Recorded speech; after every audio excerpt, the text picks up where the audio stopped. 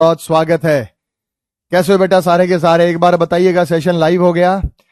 Sound ठीक है? Audio video perfect ठीक दिखाई दे रहा है? ठीक सुनाई दे रहा है? कैसे हो सारे के सारे? वंशिका, अजय, गोपाल, नेहा, वीरेंद्र, दीपक यादव, ईश्वर शाह, हर्षित, विनीत, विवेक, नेहा, साजन, कौशिक साहा, विक्रम, राजकुमार, धनंजय, नी, बच्चन सिंह, एसके, रेलवे, विकास कुमार, विनेश, मोहित, हंसराज, अभिषेक, बारू, जोगी, विवेक कुमार, संजीव, विनीत, हेमंत, सुमन, प्रवीण, सार्थक, नित्या मिश्रा, अनीता, मलखान, विक्की, दीप, धीरज, ठाकुर, मोहित, विकास यादव, बच्चन सिंह, लॉफी, सुनील, एचएमसी, सुनीता, मनोज, नीतीश, विवेक, साहिल, अशोक, प्रियांशु, ललित, सूरज, संभवी, विनीता, विक्रम, विशाल, अद्वितीय, अर्जुन, सार्थक, सोनू और भी बहुत सारे बच्चे जो हमारे साथ यहां जुड़े हुए हैं। आप सभी का तहे दिल से स्वागत है। तो रेलवे ग्रुप डी 2025 के इस बैच में मैं अरुण कुमार आप सभी का स्वागत करता हूं। और आज हमारी रीजनिंग की इंट्रोडक्शन क्लास है। मतलब आज मैं आपको बताऊंगा कि क्या क्या टॉपिक्स आपको पढ़ने हैं और एक नए टॉपिक के साथ हम शुरुआत भी करने वाले हैं। आप कैसे हो बेटा सारे के सारे? सब ठीक है? बहुत बढ़िया। तो हमारा ये जो बैच कैरीविल पर हमने एक्सक्लूसिवली दिया है बहुत ही किफायती रेट पर, जिसमें राकेश यादव सर यहां खुद ही पढ़ा रहे हैं। ठीक है, तो हमारा ये जबरदस्त सा बैच, तो हम बिल्कुल टाइम से अपना सिलेबस कंप्लीट आप लोगों को करा के देंगे। टाइम से आप लोगों का सिलेबस यहां पे होने जा रहा है बेटा, जितने बच्चे जुड़े हैं। और मैं मानता हूं कि जो सिलेक्शंस निकलेंगे ना, वो यहीं पे आपके सिलेक्शंस निकलेंगे कैरियरविल से। इस बार हमें एक तरफा भर्ती हम आप लोगों को देने वाले हैं। हमेशा आप जानते हैं कि सिलेक्शन का जो रेट होता है वो कैरियरविल पर सबसे जबरदस्त होता है। और इस बार भी टॉप रैंकर्स, टॉपर्स और मैक्सिमम सेलेक्टेड कैंडिडेट जाएंगे यहीं से, क्योंकि इसी बैच में राकेश यादव सर आप लोगों को पढ़ाने जा रहे हैं। एक बार सिलेबस हम डिस्कस कर लेते हैं, क्या क्या सिलेबस हमारे पास यहां रेलवे में रहने वाला है। रेलवे का ये कॉमन सिलेबस है, और खासकर जब मैं यहां ग्रुप डी की बात करता हूं तो मेरे भाई कौन कौन से टॉपिक्स पर हमारा फोकस रहेगा। पहला है हमारे पास अल्फाबेट टेस्ट और वर्ड फॉर्मेशन। इसी के अंदर मैं आप लोगों को जंबलिंग कराऊंगा, जो कि एक महत्वपूर्ण हिस्सा है सिलेबस का। जंबलिंग भी आपको यहां से मिलेगी, क्योंकि सिलेबस के अंदर दे रखा है। जंबलिंग हो गया या पेयर फॉर्मेशन हो गया या न्यू वर्ड्स का फॉर्मेशन हो गया, वो सब आपको इस अल्फाबेट टेस्ट में हम आपको कराएंगे। वर्ड फॉर्मेशन के अंदर नए नए शब्दों का निर्माण करना, डिक्शनरी का रीऑर्डर वगैरह का अरेंज करना और शब्दों को लॉजिकल सीक्वेंस में लगा देना, तो हम यहां पर आपको कराएंगे। बात समझ में आ गई बेटा? रोज होगी बेटा क्लास, रोज मंडे टू फ्राइडे अपन की क्लास चलने वाली है। ठीक है, 1 से 2 दिन के अंतराल पर मंडे टू फ्राइडे हमारी क्लास रहेगी। अब यहां पे हम आपको बहुत अच्छे से पढ़ाएंगे। और किसी ने कहा कि क्या एनटीपीसी भी कवर करा देंगे सर इसी बैच में? तो भाई आप लोगों के लिए मैं एनटीपीसी लेवल की रीजनिंग इसी बैच में कवर करा दूंगा। और बताओ क्या चाहिए? ठीक है ना? फिर आता है हमारा इंपॉर्टेंट टॉपिक कोडिंग डिकोडिंग, क्लाइनोलॉजी, सीरीज और इनइक्वालिटी, असमानता, शब्द व्यवस्था, कोडिंग डिकोडिंग, वर्गीकरण, सादृश्यता और यहां पे श्रृंखला और असमानता। ये सारे इंपॉर्टेंट टॉपिक हैं। आप ग्रुप डी की तैयारी कर रहे हैं, एएलपी की तैयारी कर रहे हैं, ठीक है, आरआरबी एनटीपीसी में जा रहे हैं, आप ग्रुप डी में आप जा रहे हैं, एएलपी में आप जा रहे हैं, टेक्नीशियन में, आप लोगों को ये टॉपिक कॉमन मिलेंगे। तो मैं तो बेटा बिल्कुल जीरो से शुरू करेंगे, शून्य लेवल से हम यहां से स्टार्ट करेंगे और बहुत अच्छे लेवल पर हम जाएंगे। क्योंकि मैं ये मानता हूं कि जितने बच्चे हमारे साथ जुड़े हैं ये जिंदगी में पहली बार पढ़े होंगे, इससे पहले इन्होंने कभी नहीं पढ़ा। ये बच्चे ऐसे हैं जो जीवन में पहली बार पढ़ेंगे। तो 1 से 2 दिन के अंदर within a week Rakesh Yadav sir भी अपनी क्लास शुरू करेंगे। मैंने अपनी क्लासेस की शुरुआत कर दी है। पहले ही दिन से, प्रथम दिन से हमने अपनी क्लासेस की शुरुआत की। आज हमारी पहली क्लास है। आज मैं आपके साथ सिलेबस डिस्कस कर रहा हूं। जिस दिन हमारी आखिरी क्लास होगी मैं फिर से आपके सामने आऊंगा और मैं कहूंगा कि मैंने आप लोगों के साथ वादा किया था कि मैं ये टॉपिक्स आपको कराऊंगा और आज आखिरी क्लास है, मुझे बताओ क्या मैंने ये टॉपिक अच्छे से कराए या नहीं कराए। बात समझ में आ गई भाई? चलिए नेक्स्ट हम बात करते हैं सेलोइज्म। सेलोइज्म से सवाल आते हैं। क्यूब और डाइस में डाइस ज्यादा महत्वपूर्ण है, ठीक है, डाइस से सवाल आएंगे, लेकिन मैं क्यूब भी पढ़ाऊंगा। मैथमेटिकल ऑपरेशन, अरिथमेटिकल रीजनिंग आपके सिलेबस में है, लेकिन ये सारा का सारा मैथ्स है। क्योंकि जब आप पेपर देखते हैं तो मैथ्स में जो अरिथमेटिक्स पढ़ेंगे वो भी रीजनिंग का एक पार्ट होता है। तो चाहे इसमें एजेस पर सवाल आ जाएं, प्रॉफिट लॉस पर सवाल आ जाएं, स्थिरों की संख्या पाओं की संख्या पर सवाल आ जाएं, ये जो सवाल यहां पे आएंगे मेरे भाई, ये सवाल अरिथमेटिकल रीजनिंग के ही होने वाले हैं और अरिथमेटिकल रीजनिंग से ही आप इसको कवर करेंगे। ठीक है, तो ये मैथ्स में आपका हो जाएगा। ब्लड रिलेशंस मैं आपको कराऊंगा। वेन डायग्राम और केसलेट डीआई, ये जो केसलेट डीआई है ये आप मैथ्स में कवर कर लेंगे, लेकिन साथ साथ मैं भी कराऊंगा, इसको मैं भी कराऊंगा। यहां केसलेट डीआई एक प्रकार का डाटा इंटरप्रिटेशन होता है, तो यहां पे मैं आप लोगों को ये कवर करा के देने वाला हूं। बात समझ में आ गई? उसके बाद हम बात करेंगे यहां सिटिंग अरेंजमेंट की और डिस्टेंस और डायरेक्शन की, रैंकिंग और कंपैरिजन और पजल। कैलेंडर और क्लॉक से कोई खास नहीं पूछ रहा है, लेकिन आप लोगों को करना है भाई। चैप्टर कोई नहीं छोड़ना, चैप्टर कोई नहीं छोड़ना, चैप्टर हम आपको सारे कवर करा के देंगे।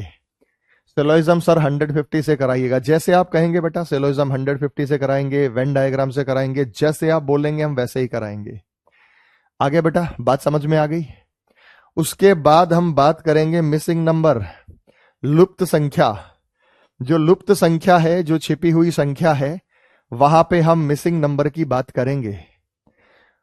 आपकी क्लासेस का टाइम क्या रहेगा बेटा? कल 11 बजे से क्लासेस आपकी चलेंगी। एकदम ओके बेटा? चलिए उसके बाद हम बात करते हैं, ये जो इनपुट आउटपुट है ये बहुत थोड़ा पूछा जाता है, पर लास्ट में इसे कवर करा देंगे। ठीक है, कवर करा देंगे। डाटा सफिशिएंसी मैं पढ़ाऊंगा, डिसीजन मेकिंग मैं पढ़ाऊंगा, सिचुएशन रिएक्शन टेस्ट, क्योंकि एनटीपीसी वगैरह में आता है। जब आप एनटीपीसी का देंगे तो ये टॉपिक आएगा, लेकिन मैं आपको पढ़ा दूंगा बेटा, मैं आपको पढ़ा दूंगा। उसके बाद स्टेटमेंट वाले सवाल most important, statement conclusion, statement argument, statement assumption, statement course of action, causes and effect. अब इसमें इंपॉर्टेंट कौन कौन से बेटा? इसमें इंपॉर्टेंट ये है, ये इंपॉर्टेंट हो गया, कंक्लूजन पूछा गया है, अजम्पशन पूछा गया है, आर्ग्यूमेंट, ये इंपॉर्टेंट है, पर मैं और भी करा दूंगा। यानी रेलवे क्या पूछ सकता है, क्या पूछेगा, भूतकाल भविष्यकाल हम आपको सब करा के देंगे। यहाँ पे हम आपको यहाँ पे सब करा के देंगे। बात समझ में आ गई? और टाइम टेबल वगैरह परफेक्टली अपने आप हो जाएगा आपका। ठीक है, तो टाइम टेबल वगैरह आप लोगों को भेज दिया जाएगा। नॉन वर्बल रीजनिंग की जब हम बात करते हैं, नॉन वर्बल रीजनिंग की मेरे भाई जब हम बात करते हैं, तो आप लोगों को ये टॉपिक इंपॉर्टेंट है। सीरीज है, एम्बेडेड फिगर है, पेपर कटिंग है, पेपर फोल्डिंग है, pattern completion, analogy, classification, mirror image, water image और counting of figure. Counting of figure की जब हम बात करेंगे तो ये टॉपिक्स आप लोगों के लिए सफिशिएंट यहां पे रहने वाले हैं। आज हमारी प्रथम क्लास है और प्रथम क्लास में हमने आप लोगों को ये चीजें यहां पे कवर करा के दी हैं। कैसे हो बेटा सारे के सारे? इसको नोट करने की जरूरत नहीं है, इसका पीडीएफ आपको मिल जाएगा। प्रैक्टिस पीडीएफ भी मिलेगा, वर्कशीट भी मिलेंगी, और ये वाला पीडीएफ भी सेव होके हम आप लोगों को यहां प्रोवाइड करा देंगे। तो आपको जरूरत नहीं है इसको नोट करने की, ये पीडीएफ सेव हो जाएगा। बात समझ में आ गई बेटा? समझ में आ गया? चले आगे।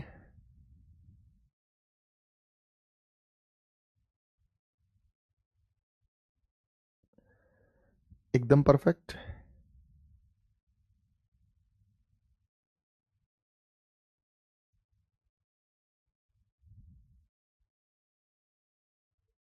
एक बार सारे के सारे हाजिरी लगा दीजिए बेटा। Thank you thank you thank you. ठीक है, बहुत बढ़िया से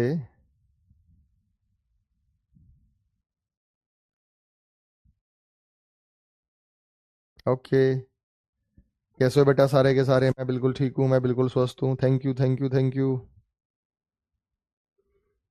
बढ़िया, चलिए शुरू कर सकते हैं, शुरू कर सकते हैं।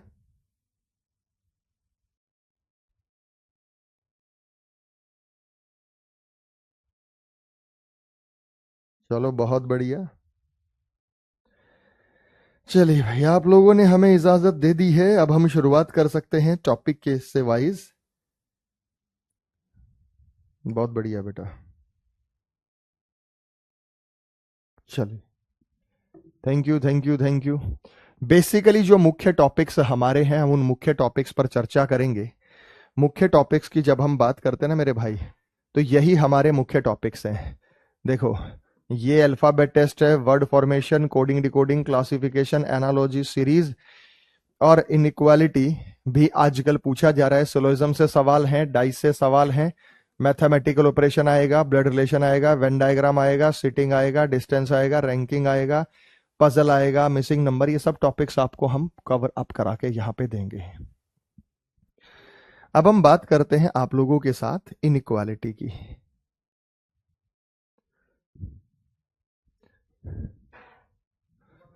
जब हम यहां बात करते हैं बेटा इनइक्वालिटी, तो इनइक्वालिटी के क्वेश्चंस आप लोगों ने भरपूर देखे होंगे, और इनइक्वालिटी के किस किस प्रकार के क्वेश्चंस आपसे यहां पे पूछे जाते हैं। बेसिकली इनइक्वालिटी क्या होता है, हम इस पर आप लोगों के साथ चर्चा करेंगे, और आज ही की डेट में हम आपको पढ़ाना शुरू करने वाले हैं। आज ही की डेट में हम आपको पढ़ाना शुरू करने वाले हैं। चलिए बेटा, हम शुरुआत करते हैं इनइक्वालिटी से। असमानता क्या होता है, इनइक्वालिटी क्या होता है, असमानता। थैंक यू बेटा, हर हर महादेव, हर हर महादेव। और शुरुआत हम कर लेते हैं आप लोगों के साथ आज की कक्षा की, बड़े अच्छे से, बड़े प्यार से, बड़े प्रेम से, क्योंकि मुझे पता है कि मेरे बच्चे अब तैयार हैं। क्या तैयार है बेटा सारे के सारे?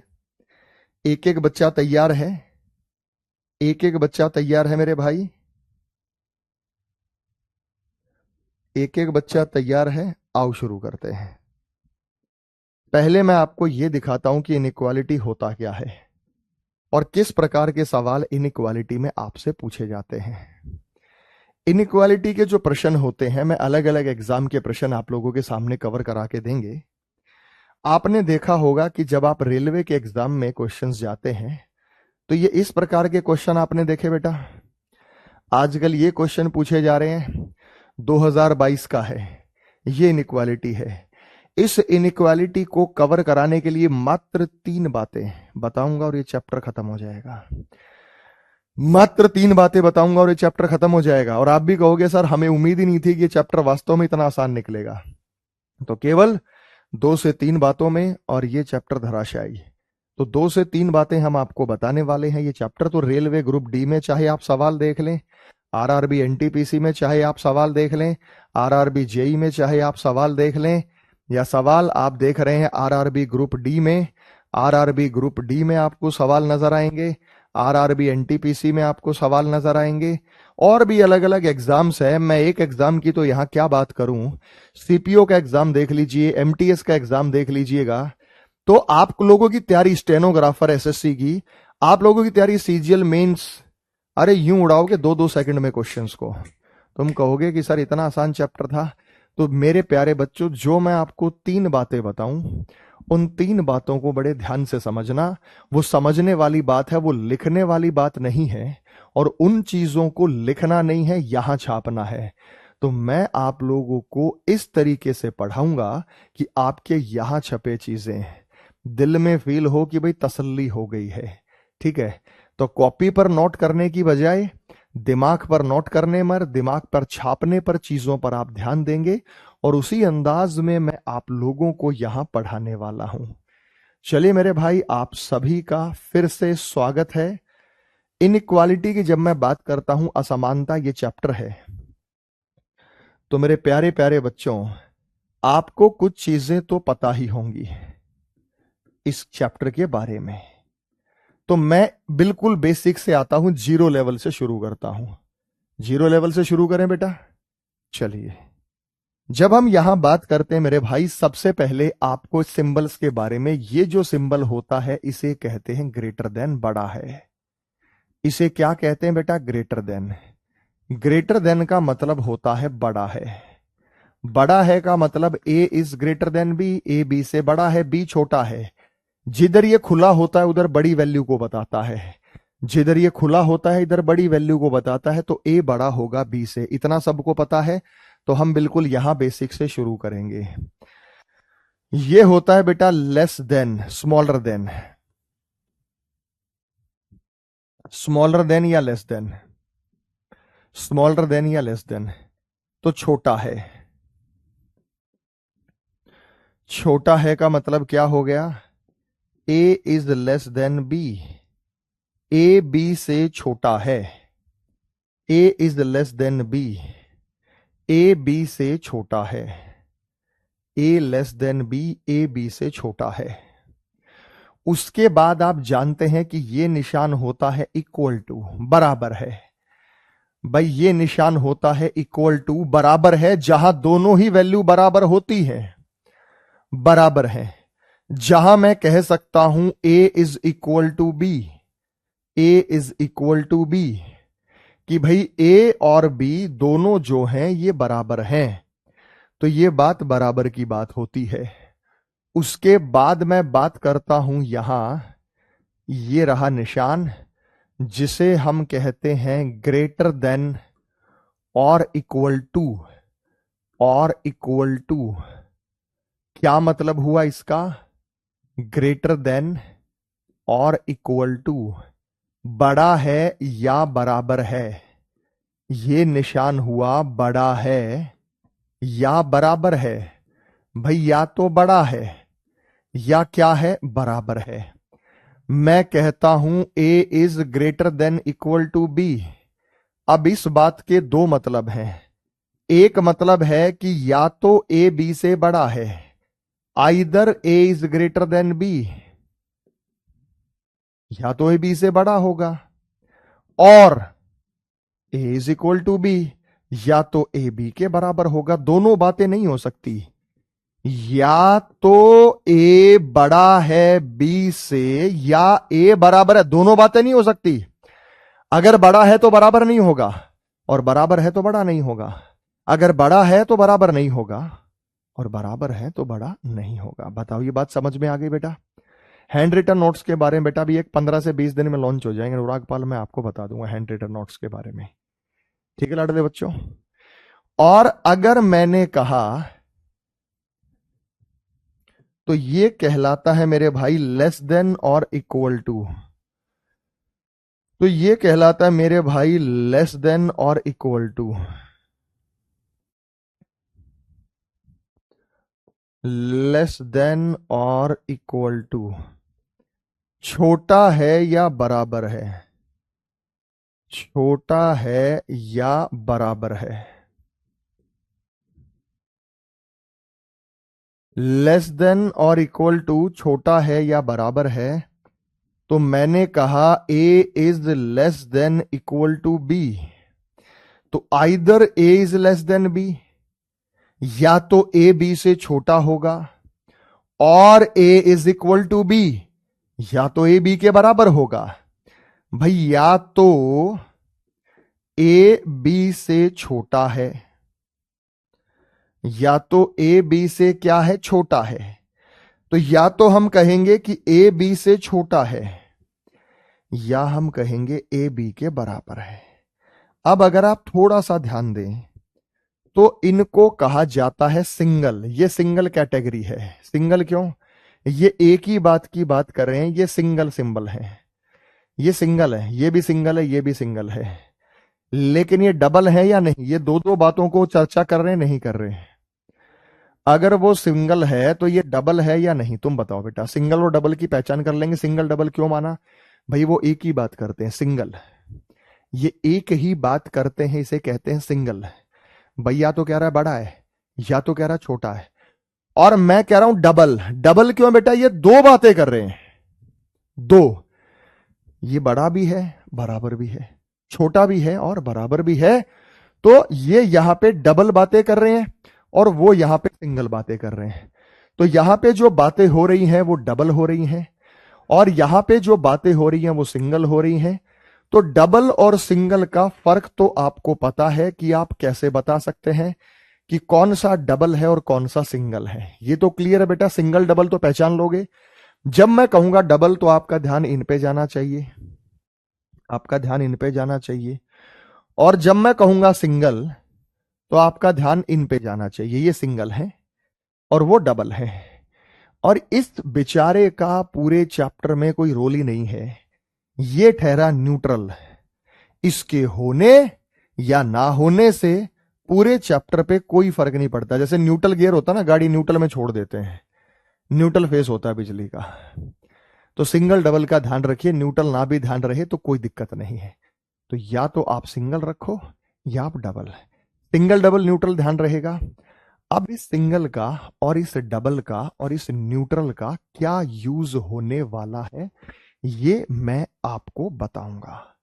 चले बेटा, पहला नियम लिखते हैं इस चैप्टर का। पहला नियम, और मैं कह रहा हूं इतनी बार बता दूंगा। देखो आज की क्लास में तो ज्यादा चीजें क्लियर होंगी नहीं, लेकिन कल की क्लास में तुम सीजीएल मेंस के लेवल के सवाल सॉल्व बना कर लोगे, मेरी गारंटी है। कल की क्लास में सीजीएल मेंस लेवल तक के सवालों को तुम सॉल्व कर लोगे, ये मेरी गारंटी है। और रीजनिंग में भाई एक भी नंबर नहीं कटवाना, पूरे नंबर स्कोर करने हैं। आउट ऑफ आउट आपको स्कोर करना है, कोई एक नंबर नहीं कटवाएंगे आप रीजनिंग में। मेरे प्यारे बच्चों, सबसे पहले मैंने यहां पे एक इक्वेशन दी, a less than equal to b is less than equal to c is less than equal to d is less than equal to e। अब ये जो a b c d e मैंने लिखा है, इनके बीच में बताओ निशान सिंगल है या डबल है? तुम्हें क्या लगता है? हमने ये जो A B C D E लिखा है, इनके बीच में निशान डबल डबल डबल डबल। कैसे हैं बेटा? डबल। तो पहला नियम ये है, पहला नियम ये है, अगर सारे निशान डबल हैं, अगर सारे सिंबल सिंबल बोले तो निशान, अगर सारे के सारे सिंबल निशान डबल है तो कंक्लूजन में डबल आएगा, तो कंक्लूजन में भी डबल आएगा, तो कंक्लूजन में डबल आएगा। बस इतनी सी बात है, तो कंक्लूजन में डबल आएगा, कंक्लूजन में डबल आएगा। मतलब क्या है? बस अब एक बात बताओ, ये मैंने आपके सामने लिखा स्टेटमेंट, इसे लिखते हैं स्टेटमेंट, ये कथन कहलाता है और ये होता है कंक्लूजन। पहला बताओ बेटा सही है या गलत? बताओ बेटा सही है या गलत? बताओ बेटा सही है या गलत? आपको यह बताना है।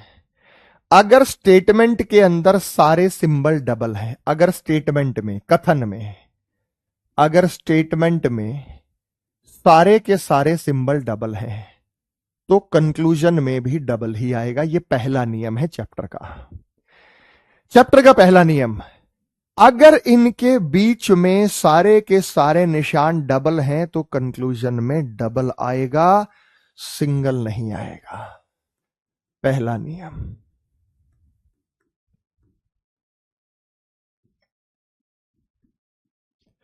ये बात समझ में आ गई? ये बात समझ में आ गई? तो चलो देखते हैं। ए और ई के बीच में डबल डबल डबल डबल, तो कंक्लूजन में डबल आएगा। ई ए की तरफ बंद है, यानी ए छोटा है तो ए की तरफ बंद है, ये सही है। फेसिंग भी चेक करनी है, फेसिंग भी प्रॉपर होनी चाहिए, फेसिंग भी क्या होनी चाहिए मेरे भाई? प्रॉपर होनी चाहिए। अब मेरे भाई ए और डी के बीच में डबल डबल डबल, तो डबल आएगा। डी की तरफ खुला है, डी की तरफ खुला, ए की तरफ बंद। ए की तरफ चेक कर लेना बंद या खुला, यानी सिंगल डबल देखने और बंद खुला देखना है, किधर को बंद है किधर को खुला, किधर को बंद है किधर को खुला। बात समझ में आ गई बेटा? यस या नो में जवाब दो। एकदम बात क्लियर हो गई? किसी भाई को कोई समस्या दिक्कत परेशानी हो तो मुझे बता सकता है। एकदम ओके? एकदम ओके? ये चीज क्लियर हो गई बेटा? बढ़िया। तीसरा बताओ बेटा, सही है या गलत है? तीसरा सही है या गलत है? तीसरा चेक करो। ए और सी के बीच में डबल है तो डबल आएगा। सी की तरफ खुला है, सी की तरफ खुला है, ये सही है। सी की तरफ खुला है, सी की तरफ खुला है, सही है, पलट के लिख दिया। तो तीसरा भी सही है। तीसरे में क्या दिक्कत है भाई? खुला किधर को है? सी। खुला किधर को है? सी। चौथा, मैंने कहा भाई सिंगल नहीं आएगा, अधूरा निष्कर्ष कहलाता है। तो चौथा क्या हो गया? गलत, क्योंकि ये है सिंगल। सारे डबल हैं तो डबल ही आएगा। पहली बात क्लियर है बेटा सभी को? ऐसी मैं आपको 3 बातें बताऊंगा और 3 बातों में चैप्टर खल्लास, खटाक खटाक खटाक खटाक सॉल्व करोगे। 3 बातों में खटाखट सॉल्व करोगे, लेकिन सिस्टमैटिक तरीके से, स्टेप बाय स्टेप, बड़ी धीरे धीरे, क्योंकि जीवन में पहली बार पढ़ रहे हो तो जिंदगी में पहली बार पढ़ोगे तो कुछ करना पड़ेगा। लेकिन इसी में कंटिन्यू है। डबल निशान, डबल का double symbol, double symbol, symbol मतलब निशान, डबल सिंबल डबल निशान दो अलग अलग ऑप्शन में आ जाए तो आइदर और बनता है। दो अलग अलग ऑप्शन में आ जाए, डबल निशान दो अलग अलग ऑप्शन में आ जाए तो आइदर और बनता है। तो क्या बनता है बेटा? आइदर और बनता है। अगर डबल निशान दो अलग अलग ऑप्शन में आ जाए तो आइदर और बनता है। जैसे मजेदार बात तुम्हें समझ में आएगी, धमाका कर दोगे। पांचवा, मैंने कहा A is greater than C. छठा, मैंने कहा A is equal to C. Either और, डबल निशान दो अलग अलग ऑप्शन में आ जाए तो आइदर और बनता है। अब भाई ए और सी के बीच में, ए और सी के बीच में डबल था तो डबल ही आएगा। लेकिन अगर ये डबल निशान दो अलग अलग ऑप्शन में आ जाए तो क्या बनता है मेरे भाई? आपका आंसर क्या रहेगा? आपका आंसर रहेगा आइदर और। क्योंकि ऑप्शन में क्या क्या मिलेगा? दोनों सही, दोनों गलत, पहला सही, दूसरा सही, आइदर और। आइदर और की पहचान बता रहा बेटा। आइदर का मतलब या तो ये सही है, क्योंकि इसके अंदर ऑटोमेटिकली आइदर और है। इसके दो मतलब है, either A is less than C, A is equal to C. या तो ए सी से ए ई से छोटा, ए ई से बड़ा, या तो ए डी से छोटा, ए डी से बड़ा, या तो सी ए से बड़ा, सी ए से छोटा। आइदर और ही है। लेकिन डबल निशान के अंदर तो ऑटोमेटिकली आइदर और होता है, और डबल निशान दो अलग अलग ऑप्शन में आ जाए तो आइदर और होता है। अधूरा कंक्लूजन गलत होता है। ये क्यों गलत हुआ? क्योंकि ये अधूरा है। लेकिन अगर मैंने 7 नंबर पे लिख दिया b इज इक्वल टू ई, तो 4 और 7 में बताओगे क्या बनेगा? अगर मैंने लिख दिया 7 नंबर पे b इज इक्वल टू ई, तो 4 और 7 पे क्या बनने जा रहा है? कौन बताएगा बेटा? 4 और 7 में क्या बनने जा रहा है? 4 और 7 में क्या बनने जा रहा है? तो आप लोगों ने कहा कि सर 4 तो अकेला था, लेकिन जब 4 के साथ 7 आ गया तो 4 और 7 के बीच में आइदर और बनेगा। 4 और 7 के बीच में क्या बनेगा प्यारे बच्चों? आइदर और। अधूरा कंक्लूजन गलत होगा। पहले 4 देखो, अगर ये नहीं होता तो 4 नंबर गलत है, ये नहीं हो तो 7 नंबर गलत है।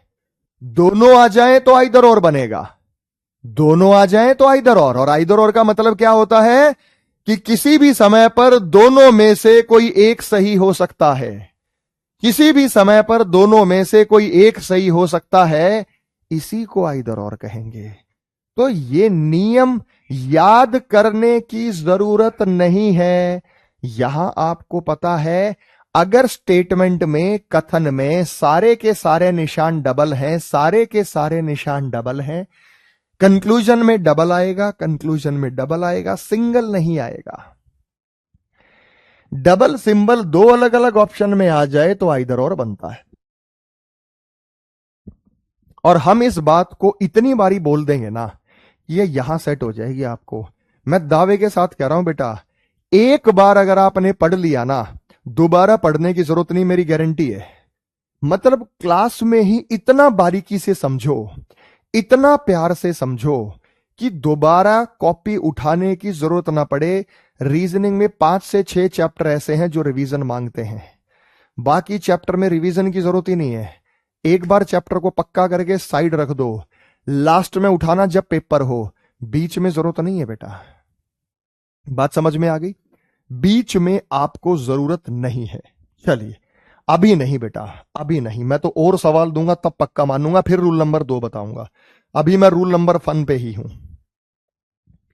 अभी मैं रूल नंबर 1 पे ही हूं। मैं अभी कैसे मान लू बेटा, आपको समझ आ गया। अब देखता हूं कौन बताएगा, अब देखता हूं कौन बताएगा, कहां आइदर और बनेगा, ये तुम्हें खुद ने पहचानना है, ठीक है? मैंने आपको एक स्टेटमेंट दी, स्टेटमेंट होता है कथन। MNOP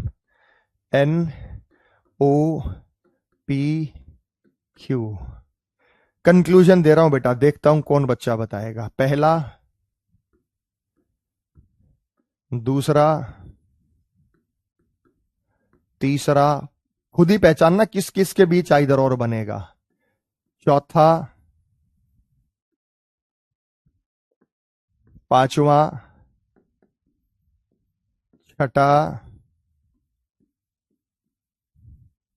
सातवां। अब देखते हैं, बड़े प्यार से मैं साइड हो जाता हूं भाई, ठीक है? बड़े ध्यान से देखना, फेसिंग के जरूर चेक करना कि किधर ओपन है और किधर क्लोज है, फेसिंग को जरूर चेक करना है, ठीक है प्यारे बच्चों? आ जाओ, आ जाओ।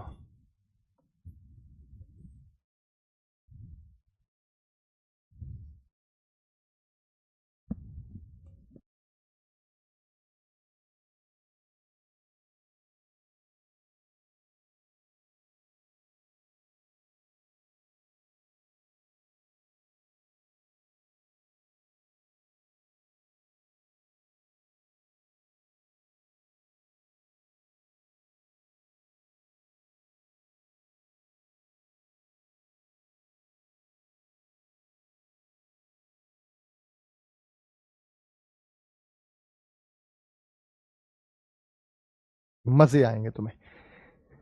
बड़े ध्यान से देखना किस किस के बीच आइदर और बना है, कौन सा गलत है, क्या है, जरा ध्यान दीजिएगा। समय आपको भरपूर दे दिया है। एम और क्यू के बीच में डबल डबल, सारे डबल हैं, एम की तरफ खुला है तो एम की तरफ खुला है, तो डबल निशान दो अलग अलग हिस्सों में आ जाए तो आइदर और बनेगा। तो पहले और तीसरे में आइदर और बनेगा। फिर थोड़ी देर बाद सवाल करेंगे, आज तो नहीं कराऊंगा, सवाल कल कराऊंगा। आपके रेलवे वगैरह के प्रीवियस ईयर सवाल मैं आपको कल कराऊंगा, ठीक है मेरे भाई? तो यहां पे क्या बनेगा मेरे भाई? आइदर और। एम और ओ के बीच में डबल है तो डबल आएगा। एम और ओ के बीच में जो निशान है वो डबल है तो डबल आएगा। एम की तरफ खुला है, एम की तरफ खुला है, तो ये सही है। एन और क्यू, एन और क्यू पे ध्यान देना मेरे भाई।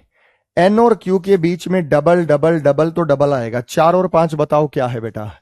4 और 5 सही है या गलत? कौन बताएगा बेटा? 4 नंबर और 5 नंबर सही है या गलत? तो आपने देखा एन और क्यू के बीच में डबल है तो डबल ही आएगा, लेकिन एन की तरफ खुला है, यहां एन की तरफ बंद है। गड़बड़ क्या है?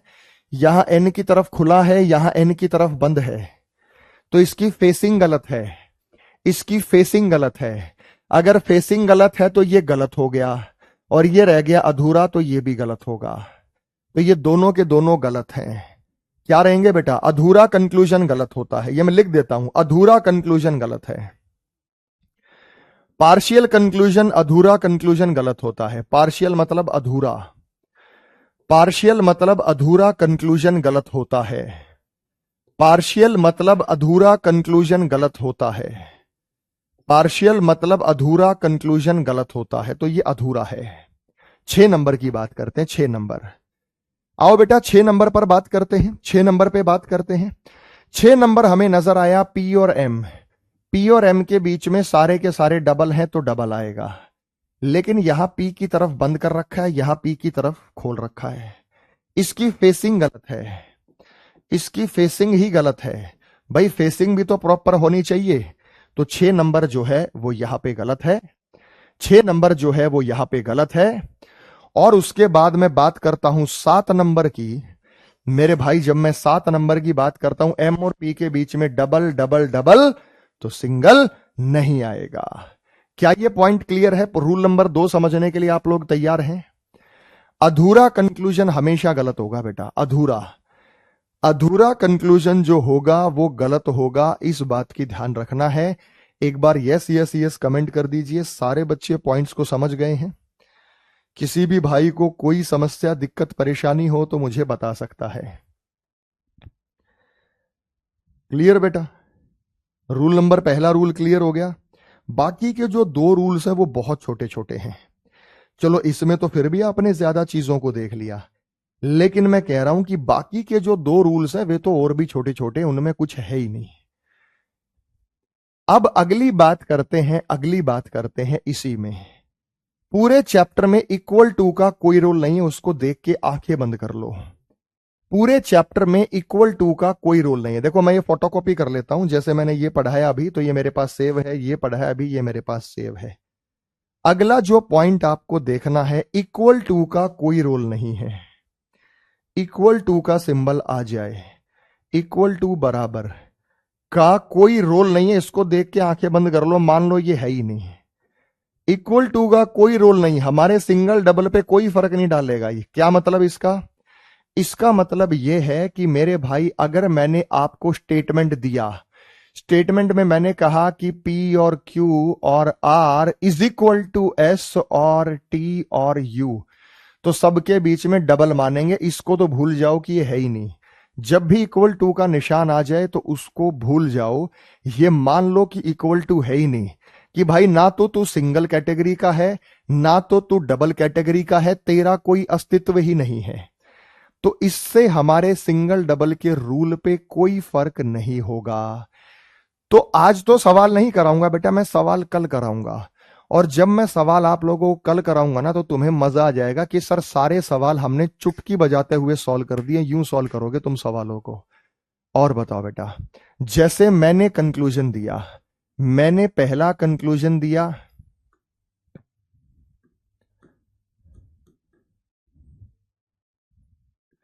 तीसरा कंक्लूजन मैंने दिया, चौथा कंक्लूजन मैंने दिया, पांचवा कंक्लूजन मैंने दिया, छठा कंक्लूजन मैंने दिया, सातवां कंक्लूजन मैंने दिया, आठवां कंक्लूजन मैंने दिया, नौवां कंक्लूजन मैंने दिया और 10वां कंक्लूजन मैंने दिया। इस इक्वल टू के बेचारे से कोई फर्क नहीं पड़ना। इस इक्वल टू को बोलो भाई तो है ही नहीं, मैं तेरी तरफ क्यों ध्यान दे रहा हूं। ना तो तू सिंगल में है ना तो तू डबल में है, तू तो न्यूट्रल कैटेगरी का है, तू तो न्यूट्रल कैटेगरी का है। तो हिंदी में ही तो लिख रहा हूं, और इससे बढ़िया हिंदी और क्या होगी बेटा। इतना सिंगल डबल भी नहीं पता, मैं क्या लिखूं, एक एक चिन्ह, द्विआत्मक चिन्ह तो बढ़िया रहेगा। मतलब सिंगल को लिख दूं एक एक, डबल को लिख दूं द्विआत्मक, तो बढ़िया रहेगा। मैं मूर्खों, इतने बढ़िया हिंदी में करा रहा हूं, लोकल लैंग्वेज में है। चलिए बहुत बढ़िया। आओ मेरे भाई, बोर्ड पे आपको ध्यान देना होगा। तो यहां पे P और S की बात करते हैं, P और S के बीच में, इसको भूल जाओ, डबल है डबल है। डबल निशान 2 अलग अलग हिस्सों में आ जाए तो आइदर और बनाएगा या नहीं बनाएगा? तुम ही बताओ बेटा, पहले दूसरे में आइदर और है या नहीं है? पहले दूसरे में आइदर और है या नहीं? पहचान लोगे बेटा? पहले दूसरे में आइदर और नहीं है, पहचान लोगे बेटा? पहले दूसरे में आइदर और है, बहुत अच्छे से पहचान लोगे। बात समझ में आ गई बेटा? पहले दूसरे में आइदर और होगा, ये बात क्लियर हो गई। उसके बाद Q और S, अरे Q और S के बीच में बेटा डबल है, इसको भूल जाओ, डबल है। डबल है तो डबल आना चाहिए, या डबल निशान 2 अलग अलग हिस्सों में आ जाए, ये तो अधूरा है बेचारा। तेरी मेरी अधूरी कहानी है ये तो। R और S हू बहू आ गया। अगर कोई चीज हू बहू नीचे आ जाए तो सही होगा, अगर कोई चीज हू बहू नीचे आ जाए तो सही होगा। तो वो चीज हू बहू नीचे आ गई है तो वो क्या होगा मेरे भाई? वो सही होगा। उसके बाद P और U, पी और यू के बीच में इसको भूल जाओ कि है ही नहीं, डबल डबल डबल सारे डबल। पी की तरफ बंद है, पी की तरफ बंद है, तो 5 नंबर सही है, तो 5 नंबर सही है बेटा। उसके बाद हम आगे चलते हैं, 6 नंबर आर और यू। आर और यू के बीच में इसको भूल जाओ क्योंकि इसका कोई रोल नहीं है, चाहे एक बार आए या अनेक बार आए, इसका कोई रोल नहीं है। इसको भूल जाओ तो डबल है, डबल है तो डबल आएगा, यू की तरफ खुला है, यू की तरफ खुला है, तो ये भी सही है। 7 और 8 पर ध्यान दो मेरे भाई, 7 और 8 पे ध्यान दो, क्या बन रहा है 7 और 8 में। 7 और 8 में जब हम बात करते हैं तो क्यू और यू, ये रहा क्यू और यू, क्यू और यू के बीच में इसको भूल जाओ तो डबल डबल डबल सारे निशान डबल है, और क्यू की तरफ बंद है, क्यू की तरफ बंद है, और डबल निशान दो अलग अलग हिस्सों में आएगा तो क्या बनाएगा, आइदर और बनाएगा। डबल निशान दो अलग अलग हिस्सों में आएगा, दो अलग अलग ऑप्शन में आएगा, तो डबल निशान दो अलग अलग ऑप्शन में आएगा तो क्या बनाएगा, तो ये तो आइदर और बनाएगा। तो डबल निशान दो अलग अलग ऑप्शन में अगर आता है तो क्या बनाता है भाई, तो वो आइदर और बनाता है। डबल निशान दो अलग अलग ऑप्शन में आएगा तो आइदर और बनाएगा।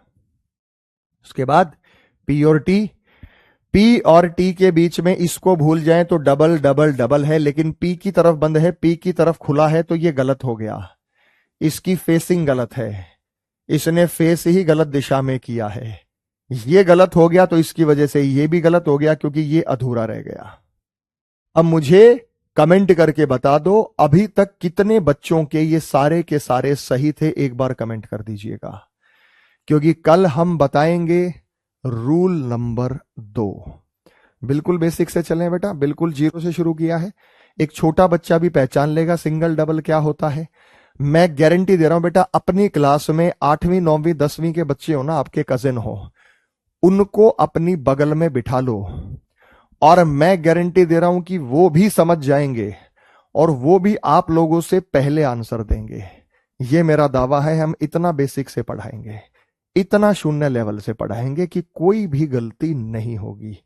एक रूल आज कंप्लीट हो गया, कल 2 रूल कंप्लीट हो जाएंगे, चैप्टर के रूल खत्म हो जाएंगे, और फिर हम क्वेश्चंस की प्रैक्टिस करेंगे, प्रैक्टिस करेंगे, प्रैक्टिस करेंगे। प्रीवियस ईयर के तमाम सवाल मेरे भाई जो आप लोगों के लिए हैं, वो हम आप लोगों को यहां सॉल्व करा के दिखाने वाले हैं। बात समझ में आ गई बेटा? Thank you, God bless you. लेकिन ये वही बच्चे समझेंगे जिन बच्चों ने टाइम से मेरे साथ जुड़े हैं। लेट आने वाले, क्लास को छोड़ देने वाले, क्लास के बीच में गायब हो जाने वालों को कुछ नहीं समझ आएगा। कभी कल को तुम कहो कि सर क्लियर नहीं है, इसलिए नहीं है कि आपने लेट आए हैं। तो चलिए हम बात करते हैं मेरे भाई। बहुत बढ़िया, आभार और शुक्रिया आप सभी का। आज के लिए मेरे भाई इतना ही। ये पीडीएफ सेव हो जाएगी और ये पीडीएफ सेव होके आपको मिलेगी। आज जो पीडीएफ है वो टेलीग्राम पर भी डाल देता हूं बेटा। टेलीग्राम पर अपना जो चैनल है मैं वहां पोस्ट कर देता हूं, अरुण सर रीजनिंग, जिसमें 4 लाख के आसपास सब्सक्राइबर होना। वहां पर आप जो है तो मेरा टेलीग्राम पर एक चैनल है, तो वहां पे आप लोगों को ये पीडीएफ भी मिलेगा और एप्लीकेशन पर तो मिलेगा, लेकिन उन बच्चों को जो यूट्यूब पर हैं उनको कहाँ मिलेगा, वो वहां से आप लोग देख सकते हैं। ठीक है मेरे भाई, तो मैं ये पीडीएफ सेव कर देता हूं। ये सेव पीडीएफ आप लोगों को मिल जाएगी, तो बड़े प्यार से, बड़े आसानी से आप लोग चर्चा कर सकते हैं। तो हमने आपको सिलेबस बताया, कुछ नियम बताए हैं, और वहां से हम चीजों को सॉल्व कराने वाले हैं। आज के लिए इतना ही रहेगा मेरे भाई। हमारी मुलाकात कल 11 बजे होगी। कल 11 बजे हमारी मुलाकात होगी, हम मिलेंगे बेटा। ठीक है, तब तक के लिए आप सभी का बहुत बहुत आभार, बहुत बहुत शुक्रिया। ये पीडीएफ है 25 फरवरी का, और सुबह 8 साढ़े 8 बजे हमारी मुलाकात हुई है, 8:30 AM। कल ठीक 11 बजे हमारी मुलाकात होगी। थैंक यू बेटा, गॉड ब्लेस यू। जय हिंद, जय भारत।